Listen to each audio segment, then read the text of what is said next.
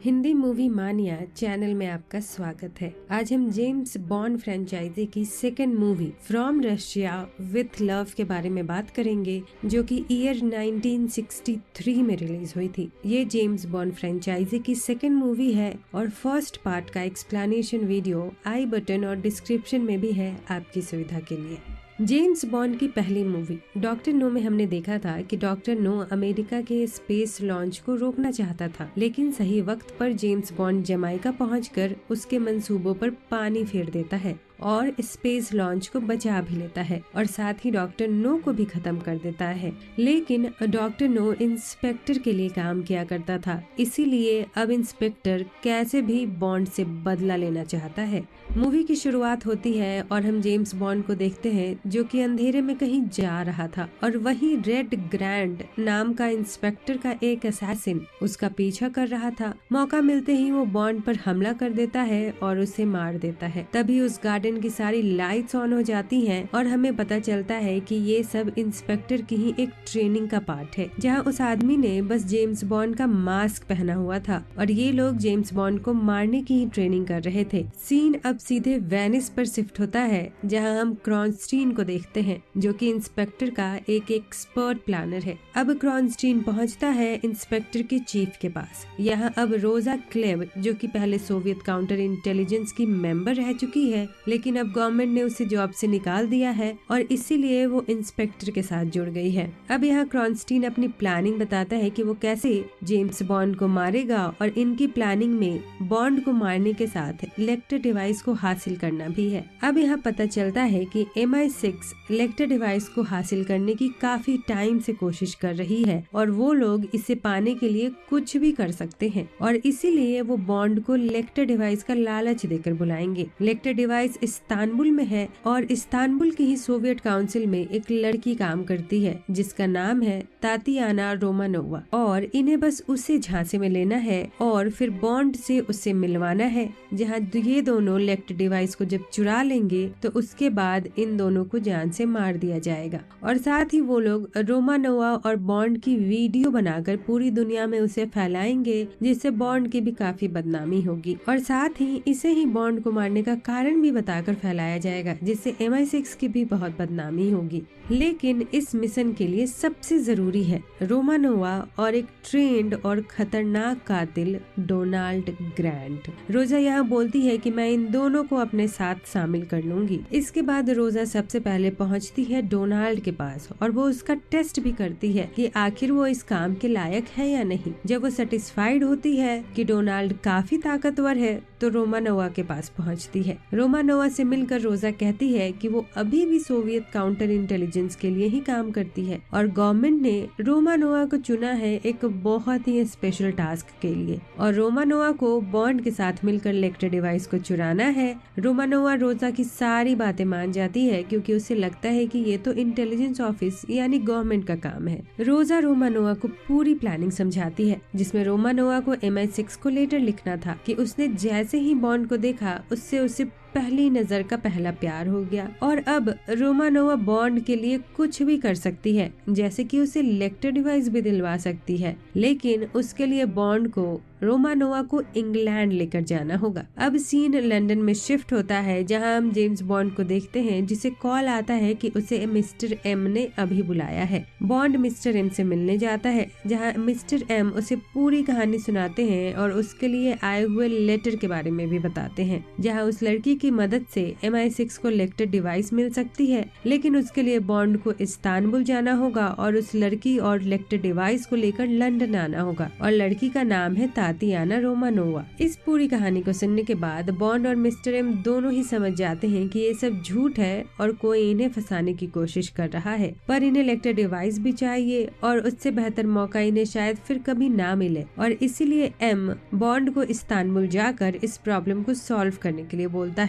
अब बॉन्ड भी इस्तांबुल जाने के लिए तैयार हो जाता है। इस्तांबुल जाने के लिए बॉन्ड को एक ब्रीफकेस दिया जाता है जो कि बहुत ही हाई टेक और एडवांस है। इस ब्रीफकेस में नाइफ, पॉइजनस गैस और एक स्नाइपर गन भी होती है। किसी आम इंसान के लिए ऐसे ब्रीफकेस को यूज कर पाना भी नामुमकिन ही है। अब बॉन्ड इस्तांबुल के लिए निकल पड़ता है और इस्तांबुल में वो पहुंचता है टर्की के MI6 के ऑफिस पर और यहाँ वो अली करीम बे से मिलता है जो कि यहाँ के हेड है। बॉन्ड अपने होटल चला जाता है और रोमानोवा के कांटेक्ट करने का भी इंतजार करने लगता है, लेकिन यहाँ इंस्पेक्टर एक और चाल चल देता है जहाँ वो चाहता था कि MI6 और सोवियत आपस में लड़े, इसीलिए डोनाल्ड एक सोवियत एजेंट को मार देता है और ऐसा दिखाता है कि उसे MI6 ने ही मारा है और इनका प्लान काम भी कर जाता है और तुरंत ही सोवियत एजेंट्स MI6 के ऑफिस पर बमबारी शुरू कर देते हैं। पूरा ऑफिस तबाह हो जाता है। जब बॉन्ड ऑफिस पहुंचता है तो करीम में उससे मिलते हैं और बताते हैं कि समझ में नहीं आ रहा कि सोवियत ने ऐसा क्यों किया और इसी बात का पता लगाने के लिए वो बॉन्ड को लेकर एक अंडरग्राउंड जगह पर जाते हैं जहाँ पर एक स्पेशल डिवाइस थी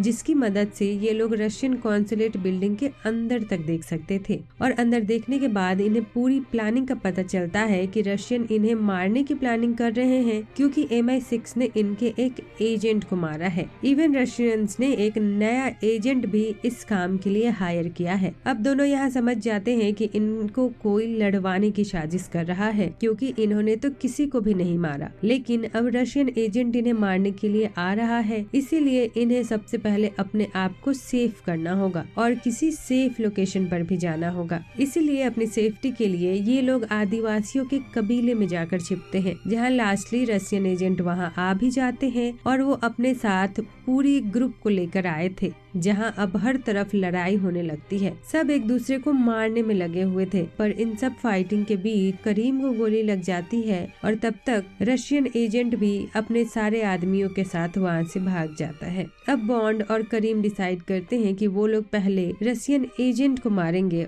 और तुरंत ही ये लोग बॉन्ड को MI6 के द्वारा दिए हुए स्नाइपर से उस रशियन एजेंट को भी मार देते हैं। उस रशियन एजेंट को मारने के बाद जब बॉन्ड अपने होटल में वापस पहुंचता है तो उसे वहां रोमानोवा आई हुई दिखती है और रोमानोवा बॉन्ड से मिलते ही बॉन्ड को अपनी प्लानिंग बताने लगती है कि वो लोग कैसे रशियन कॉन्सुलेट बिल्डिंग से इलेक्ट्रिक डिवाइस को चुराने वाले हैं और साथ ही रोमानोवा बॉन्ड से अपने प्यार का इजहार भी करती है, जहाँ बॉन्ड और रोमानोवा भी साथ होते हैं और इंस्पेक्टर के एजेंट्स एक कैमरे की मदद से सारी चीजों की रिकॉर्डिंग करने लगते हैं। और अब अगली सुबह रोमानोवा बॉन्ड को कॉन्सुलेट बिल्डिंग का पूरा नक्शा दे देती है, जिसके बाद करीम और बॉन्ड कॉन्सुलेट बिल्डिंग के अंदर ब्लास्ट करने की योजना बनाते हैं और जब सब ब्लास्ट के डर से भाग रहे होते हैं तब ये लोग इलेक्ट्रिक डिवाइस को चुरा लेते हैं और डिवाइस चुराने के बाद अब ये ट्रेन पकड़ लेते हैं लंदन जाने के लिए और हम इसी ट्रेन में डोनाल्ड को भी देखते हैं जो कि यहाँ बॉन्ड और रोमानोवा को ही मारने आया हुआ है। करीम को इन्फॉर्मेशन मिलती है कि इसी ट्रेन पर रशियन एजेंट है जिसे करीम पकड़ भी लेता है और उससे पूछताछ करने लगता है।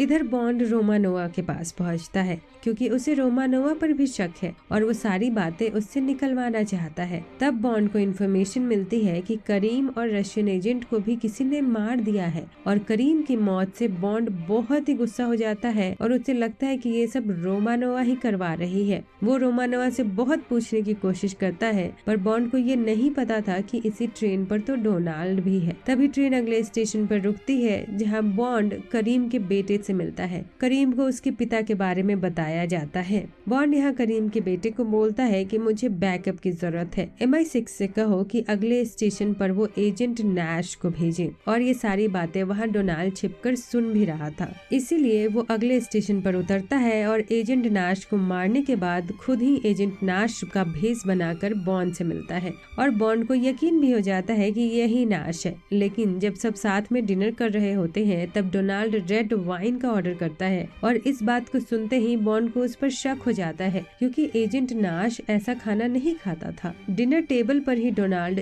छिपकर रोमानोवा के ड्रिंक में बेहोशी की गोली मिला देता है जिसे पीने के बाद वो जल्दी ही बेहोश हो जाती है और अब डोनाल्ड बॉन्ड के ऊपर गन लगाकर उससे बोलता है कि मैं तुम्हें मार दूंगा। और अब यहाँ वो सब कुछ बॉन्ड को बताने लगता है कि मैं इंस्पेक्टर के लिए काम करता हूँ और इंस्पेक्टर उससे डॉक्टर नो की मौत का बदला लेना चाहता है और साथ ही बॉन्ड की ही वजह से इंस्पेक्टर को अब इलेक्ट्रिक डिवाइस भी मिल जाएगा। डोनाल्ड ये भी बताता है कि वो बॉन्ड के साथ रोमानोवा को भी मार देगा और यहाँ बॉन्ड को ये भी पता चलता है कि रोमानोवा खुद धोखे में है और उसे असलियत का पता नहीं है। अब डोनाल्ड अपनी गन तैयार कर लिया था और बॉन्ड को मारने ही वाला था कि बॉन्ड उसे बोलता है कि मेरे पास बहुत पैसे हैं और तुम चाहो तो मैं तुम्हें उसमें से कुछ दे सकता हूँ। पैसे की बात सुनकर डोनाल्ड को भी लालच आता है। तब बॉन्ड उससे अपना ब्रीफकेस देने के लिए बोलता है। बॉन्ड यहाँ अपने ब्रीफकेस के मिलते ही उसके सीक्रेट चैम्बर से गैस डोनाल्ड की तरफ फेंक देता है और डोनाल्ड पर हमला भी कर देता है। पर डोनाल्ड एक बहुत खूंखार और ट्रेंड असैसिन है, तो दोनों के बीच में काफी देर तक फाइटिंग होती है, लेकिन अंत में बॉन्ड अपने ब्रीफकेस से नाइफ निकालता है और डोनाल्ड को खत्म कर देता है।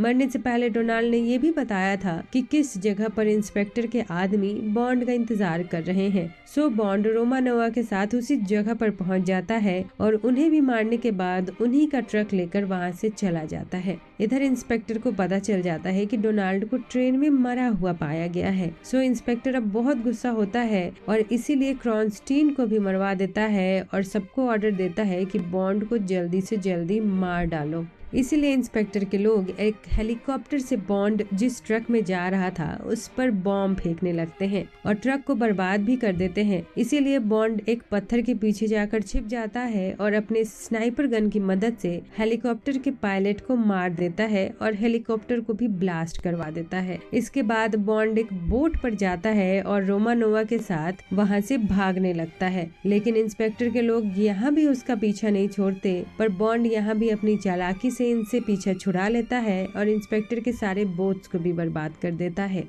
इधर इंस्पेक्टर रोजा को लेक्टर डिवाइस बॉन्ड के पास से लाने का टास्क देते हैं, क्योंकि उन्हें लेक्टर डिवाइस कैसे भी चाहिए था। और अब हमें वेनिस के होटल का सीन दिखाया जाता है जहां बॉन्ड और रोमानोवा है और रोमानोवा भी अब सब कुछ सच जान चुकी है। इधर रोजा भी वेनिस के उसी होटल में पहुंच गई है जहां बॉन्ड है और वो रूम सर्विस के कपड़े पहनकर बॉन्ड के रूम में घुस जाती है और बॉन्ड को गन दिखाकर उससे लेक्टर डिवाइस के बारे में पूछने लगती है। लेकिन ऐन वक्त पर रोमानोवा रोजा पर हमला कर देती है और बॉन्ड को बचा लेती है। बॉन्ड और रोजा के बीच फाइट होने लगती है जहां रोजा बॉन्ड को अपने शूज के जहरीली नाइफ से घायल कर देना चाहती थी, पर रोमानोवा रोजा पर फायर कर देती है और रोजा वहीं मारी जाती है। अब बॉन्ड और रोमानोवा वेनिस घूमने निकल जाते हैं और बॉन्ड रोमानोवा के साथ वाला वीडियो टेप भी पानी में फेंक देता है और मूवी यहीं खत्म हो जाती है।